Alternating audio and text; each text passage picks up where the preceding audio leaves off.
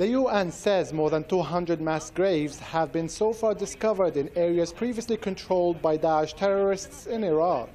The graves have been found over the past year, after the territories were liberated by the Iraqi army and its allies. The UN believes the mass graves contain the remains of 6,000 to 12,000 victims. The state-run Martyrs Foundation, which was responsible for the handling of mass graves, says the figures are expected to rise.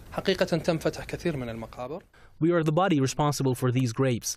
Our job includes protecting the sites, excavating the graves, recovering the bodies, and delivering them to the forensic department in the health ministry to carry out DNA tests for identification.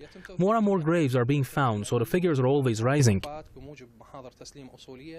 This elderly gentleman lost his son in the infamous Spiker massacre back in 2014, where Daesh killed more than 1,700 unarmed army cadets. My son came back to me just bones in a bag. He was shot in the back of the head. It is unspeakable. My body trembles whenever I think about what happened to him. The government has been slow in dealing with the mass graves, and the process is never ending.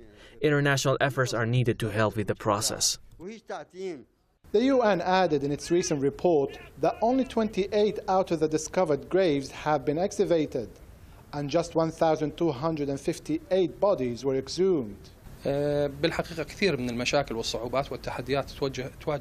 face a lot of problems and difficulties when dealing with these mass graves. Most of them are in remote locations and deserts. Some still see military activities. Others are filled with unexploded bombs. Daesh has also buried most of the victims deep under the ground and piled the bodies on the top of each other, which makes separating them all the tougher.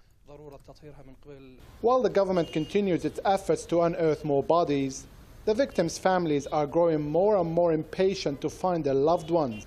Following last year's military victory against Daesh terrorists, Iraqis thought a horrific chapter in their history has finally been put to rest. But with the discovery of hundreds of mass graves, old wounds have reopened, and a reminder of this dark past has once again been brought back to the fore. Ali Musawi, Press TV, Baghdad.